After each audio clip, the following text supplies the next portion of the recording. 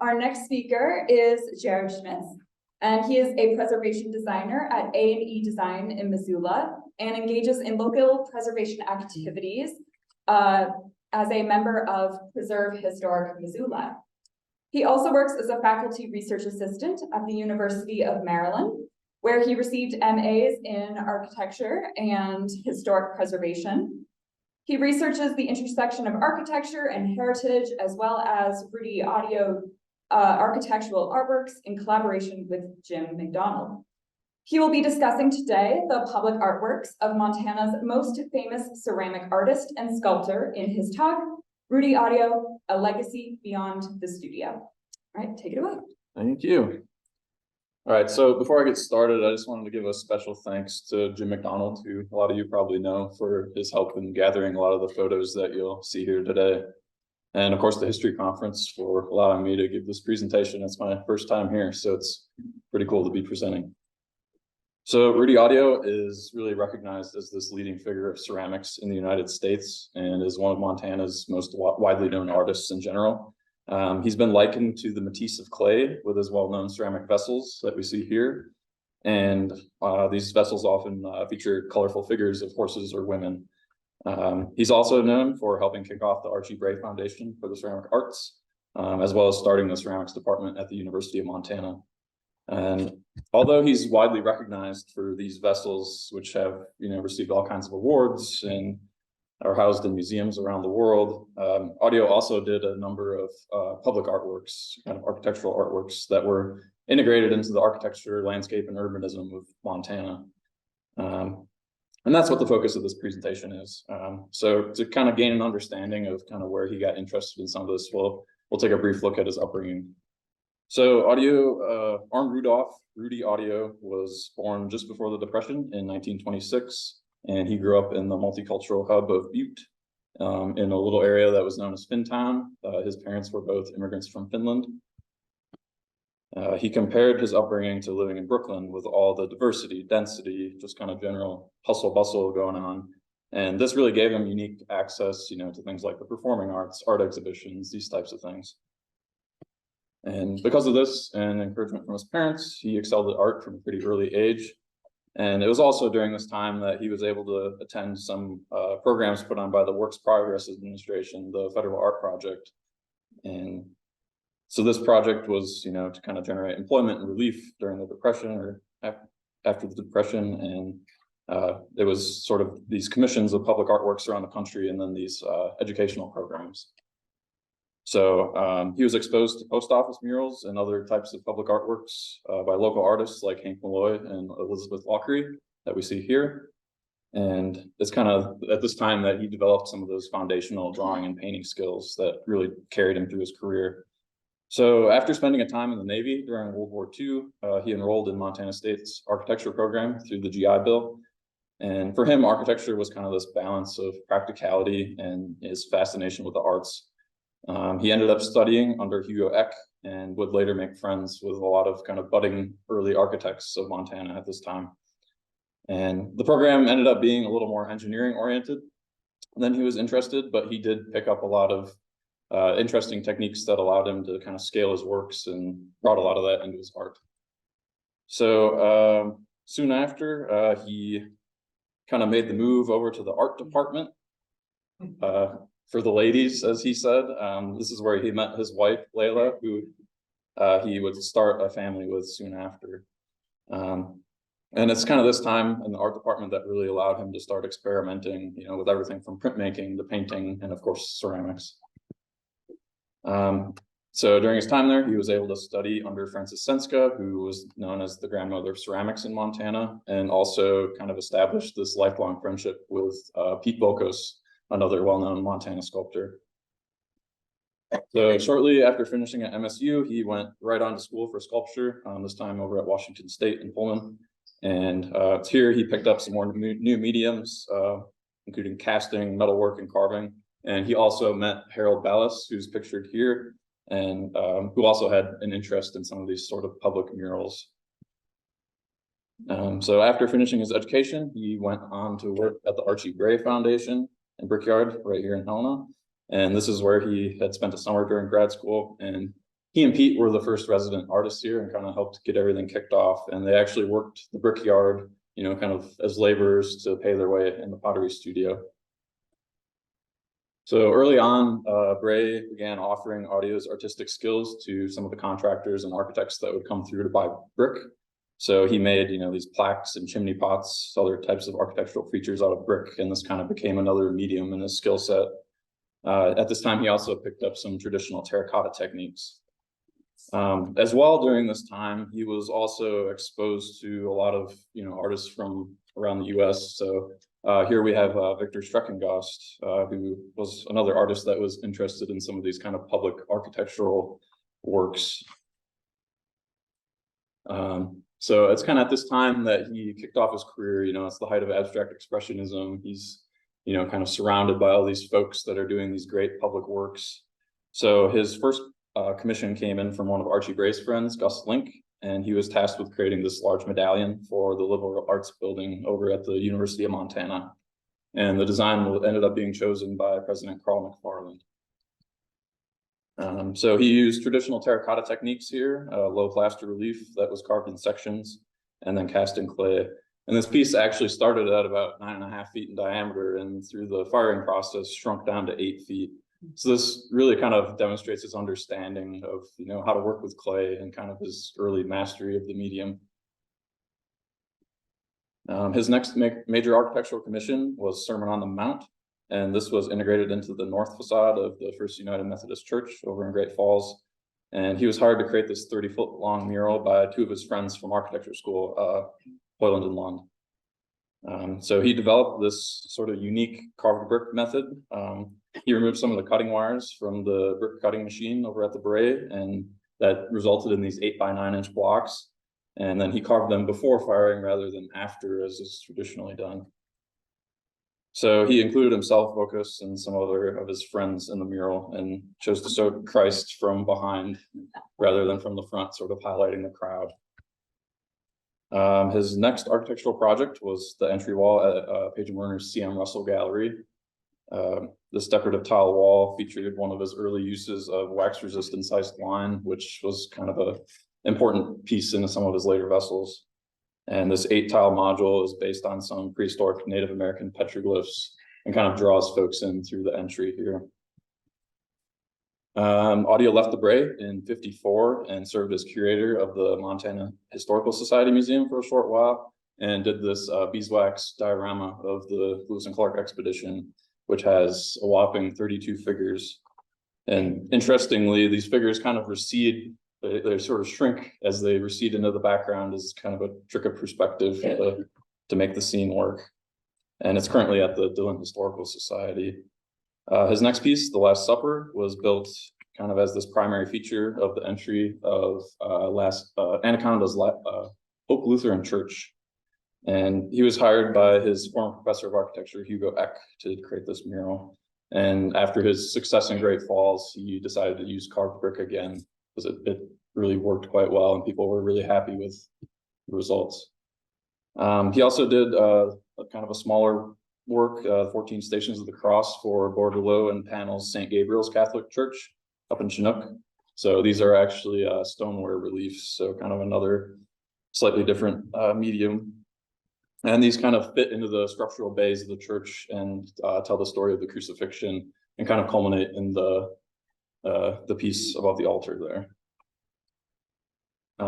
So up in Cut Bank, he was hired by Page & Werner again at the Glacier County Library to create this panel. And he had a little more freedom on this piece and created this narrative that he kind of came up with the bison symbolizing the area, Montana's prehistory, the horse symbolizing the era of exploration, and an ox symbolizing settlement and kind of pioneer days. He was hired again by his old college buddies, Hoyland and Lund, to do another carved block relief at Gold Hill Lutheran over in Butte. So here he embedded an image of Christ surrounded by children into the facade of the church. And this piece really kind of starts fitting a little more carefully into the roof line, taking on this cruciform shape, kind of, driving with the architecture of the church a little more.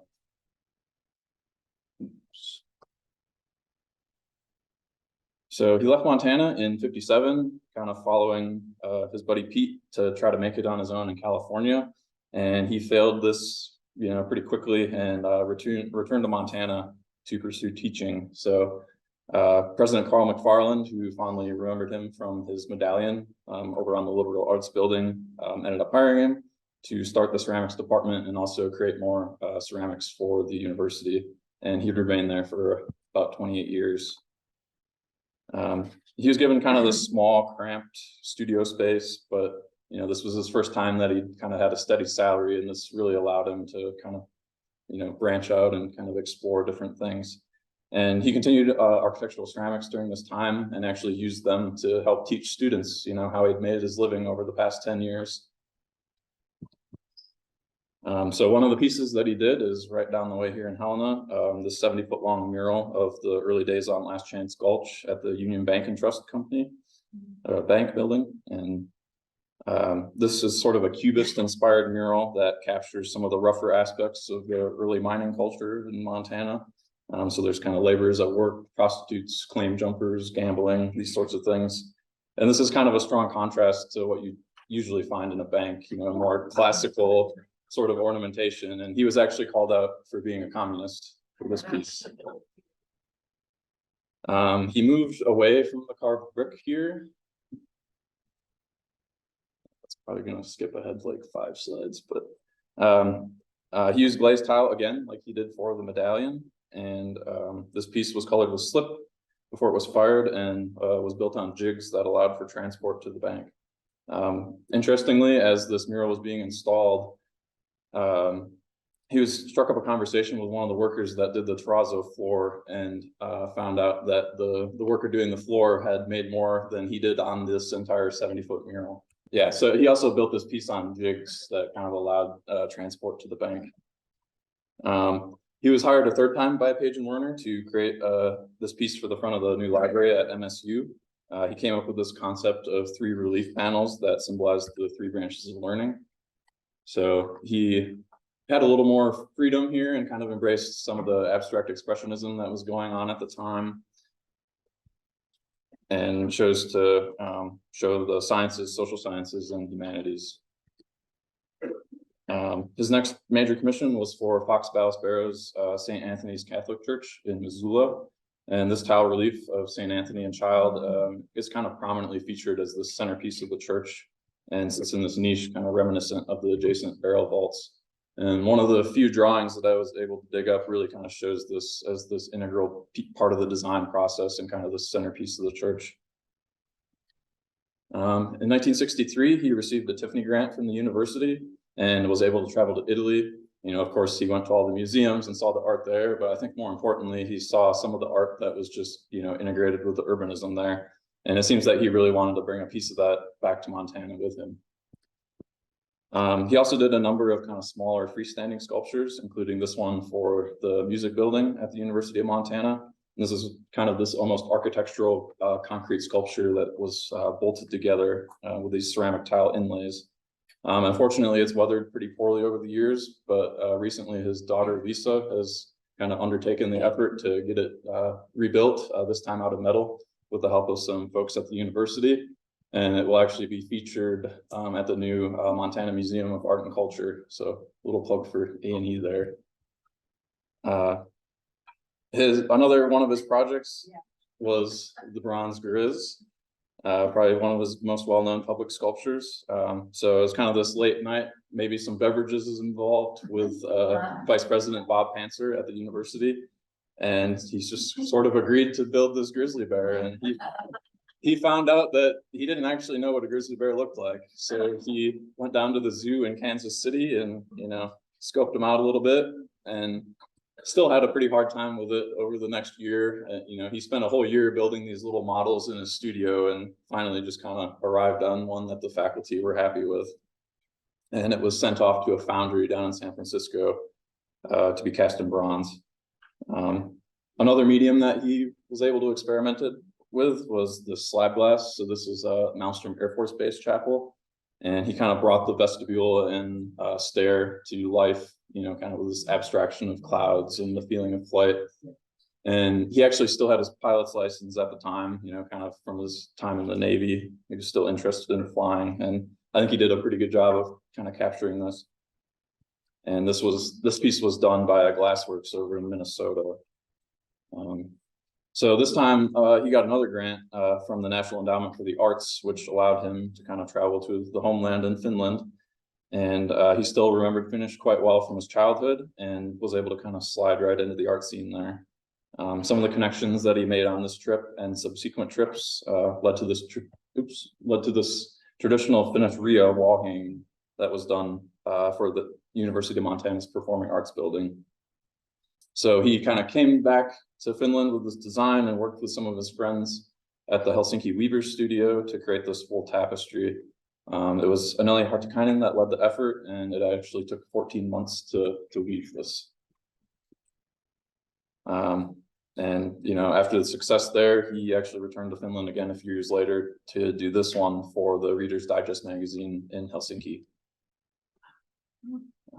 And his last kind of major public artwork was for Missoula's Madison Street Fire Station.